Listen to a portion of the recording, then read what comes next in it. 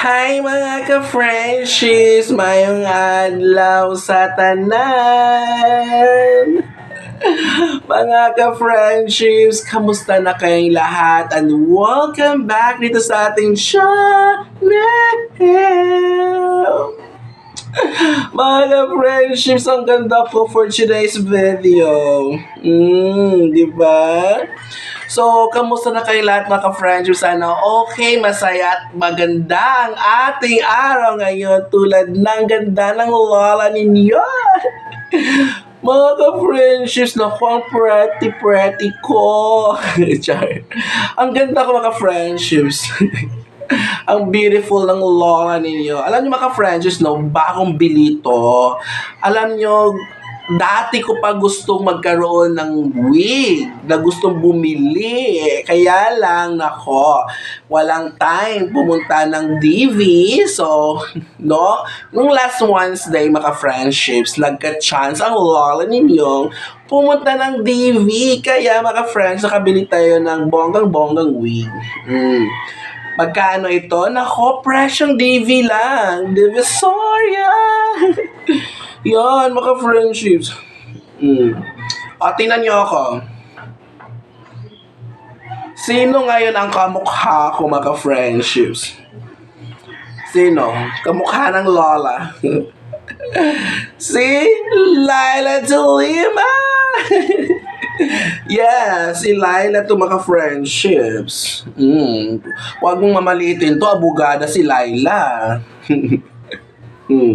So, ito na nga mga friendships. Naku, pagpasensyahan nyo na nga bahaba ng intro natin. Feel na feel ng lola nyo. Ang ganda. So, ito na ang inaasahan nating audiences sa ating video ngayon ay mga ka-friendships nating mga Teacher 1 position applicants or kaya mga applicants natin sa mga T1 positions sa DepEd or public school. So, elementary ka man na applicant, na kinder, secondary, junior high, senior high, pareho lang po ang TRF ng isang division, mga ka-friendships. Kung ang division ninyo ay yan ang question, yan na yung question lahat ng high school o kaya ng kinder teacher applicants. So, mga ka-friendships, ito pa ang bongga dahil hindi lang ito yung basa-basa na questions lang, yung galing sa original, o diba? Ito ay mismong revised TRF questions sa isang division. Diba? Excited na kayo kung saang division ito? Hulaan niyo mga friends kung saang division nang galing ang ating TRF questions. At ito pa, ginawa ng lola ninyo ng bonggang sagot na pang Miss You 2025 ang ating sagutan mga ka-friendship. My goodness, naku mga ka-friendship. Inoobo ang lola yung mga friendships. So, ito na nga. So, ang galing ito, i-shoutout pala natin muna ang ka-friendships natin naghatid dito kagabi. Kasi mga ka-friendships, ngayon ang exam nila sa elementary. Pero hindi ko alam ang high school at yung ibang mga district. Kasi division to eh. Kapag division mga friendships, maraming mga district yan. Hindi ko alam kung sabay-sabay siya lahat. Basta, sa isang division to. At kung malapit ka na division dito mga friendships, malamang ito din. Baka magka-friendship. Ang dalawang division, SDS na yan mga friendships. Kaya, prepare din. Basahin na din itong content natin. I-memorize na din kung pwede. Kasi, mga ka-friendships, kahit revise ito, pwede mo itong gawing reviewer dahil galing din ito doon sa original question, objectives. Kaya connected pa din ang isasagot mo sa ibang question kung ito dahil isa lang ang pinanggalingan nila. Doon pa rin sila sa non-classroom observable indicators, objective 6 to 9, and COIS. Doon pa rin sa objective na yon. Kaya, no worries kung gawin mo itong reviewer dahil lahat ng mga revised TRF questions ay pwedeng gawing reviewer pa din. Okay? At malay mo, mag-best friend nga ang SDS ng division nyo sa division na to. So, tumpak ganun, o, di ba? Perfect na agad tayo maka-friendships. Saan nga to nagaling? Shout out sa ating source, sa ka-friendship natin, naghatid kagabi. Thank you sa pag-share sa question na to. Pero alam po niya na sinabi ko sa kanya na hindi ko babayaran ang paggawa ng sagot, pero payagan mo akong gawing content ito sa social media ko, SOCMED. So, yun, okay naman sa kanya. Kaya ngayon, ipamimigay natin libre din dito sa ating channel. Hindi natin mapapabayad mga friendships. So, galing ito sa province of South Twin City. The province of South Twin City. Saang province iyan? Alright. So, gusto mo bang malaman talaga? Pero, i-search mo na sa internet ang South Twin City. Lalabas na agad kung saan siyang division. Diba? So, ito na yung Objective 6 at saka yung question, yung revised question sa Objective 6.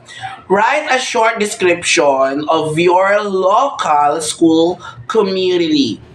So, as a teacher that may be assigned in your locality, share your best ideas or effective ideas that may contribute to the development of your local school community. So, ito yung pang-malakasang, pang-miss you na sagotan, mga ka-friendships. O, makinig kayo. So, the local school community is characterized by a diverse population of students, parents, and educators who are dedicated to fostering a supportive and inclusive environment.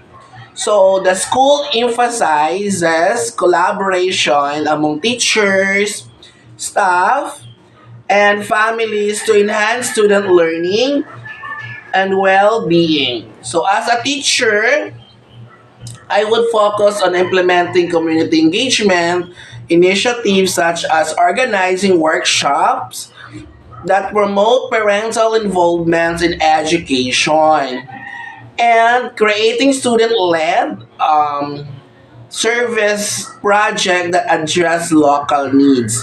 So another idea is to establish partnerships with local business to provide real-world learning opportunities, such as internships and mentorships programs. And then, Objective 7, mga friendships, ito yung revised question naman. Cite 2 ways that will help you improve your professions as a teacher. What were activities you have undergone in the past that helped develop your teaching practice? Consider the regulatory requirements of the teaching profession. Sagot natin, mga friendship. To improve my profession as a teacher, 2 effective methods include pursuing ongoing professional development opportunities and engaging in reflective practice. Workshops, seminars, and online courses have significantly enhanced my instructional strategies and teaching methodologies. So additionally, participating in peer observations allowed me to receive constructive feedback and exchange best practices with colleagues, ensuring I comply with the regulatory requirements and standards of the teaching profession. Alright? And then, Objective 8, mga friendships. Revised question ay, what are some experiences where you exhibited a caring attitude towards learner or those who are younger than you? Follow-up question, mga friendships. Share also experiences where you showed respect and integrity to parents, guardians, sponsors, and other partners in school. How did this help you in delivering your task? So, ang pang Miss Universe na answer natin ay, naku, papayag ba ako pang Miss Underworld lang? Naku, dito tayo sa My name is you, my name is you. I have exhibited a caring attitude by volunteering to tutor younger students. Di ba? Ang ganda ng intro. Pagpasok pa lang, naka-red carpet na. In our community, after school, ang sipag, di ba? Fostering their academic growth and confidence. Additionally, I ensured to maintain open lines of communication with parents by scheduling regular meetings to discuss their children's progress, which help build trust and collaboration. Okay?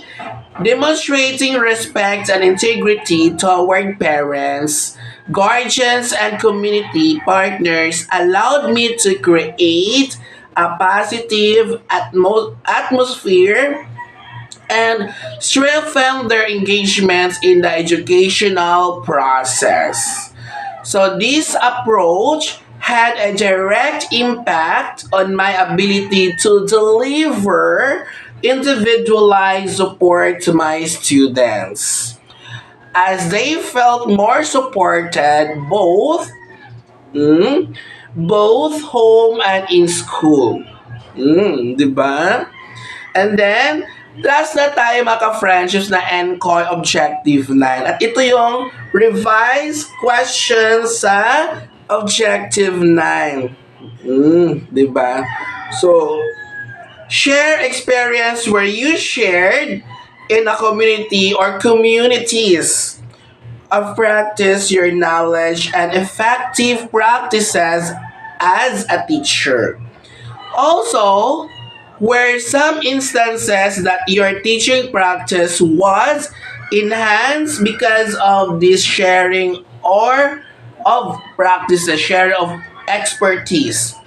In what ways that's participation in professional teacher? Okay, ito yung sagot natin. I once presented a workshop on differentiated instruction at a local education conference, sharing effective practices I had implemented in my classroom. This experience facilitated and an exchange of ideas and techniques with other educators. With other educators, ha? Look at me. Sa akin ka lang tumingin. Wag sa left, wag sa right. Sa akin lang. Okay? And then next, other educators which ultimately enrich my own teaching practices. Through discussions, I discovered new strategies that address diverse learning needs in a more inclusive manner. Okay? So, participation in communities of practice enhances teachers' professional growth by fostering collaboration, encouraging innovative ideas. Okay? Then, and providing support networks. So, this sharing creates an environment where educators can continuously learn from one another, ultimately benefiting their students. So, that's all. Thank you. So, gusto mo nang malaman, ha? kung saang division ito. Baka nahirapan ka, baka hindi ka sure sa pag-research mo sa internet kung saang division nga talaga to. Gusto mo na malaman? Kung saang division ito. Sure ka na ba dyan? So, kung gusto mong malaman, bigyan mo muna ako ng like. I-like mo muna ang video. Tapos, nag-subscribe ka na ba? Naka-bell na ba yung button natin dyan? Gusto mo na talaga? Na-share mo na ang video natin? Na-share mo na? Okay, nagawa mo na yung tatlo lahat. Tapos mahal mo na ako. Alright, ang ano na to, revised TRF question, mga ka-friendships, ay galing ito sa Zamboanga del Norte. Narinig mo yon? Gusto mong ulitin ko? Ayoko nga. Basta yun na yun. So that's all. Good luck. Kung hindi ka pa nag-TRF, i-memorize mo na to. Kasi lalabas to sa division ninyo. So thank you and see you sa the next video. Hindi ka ba nag-skip ng ads? Sana hindi ka nag-skip. Kiss mo na.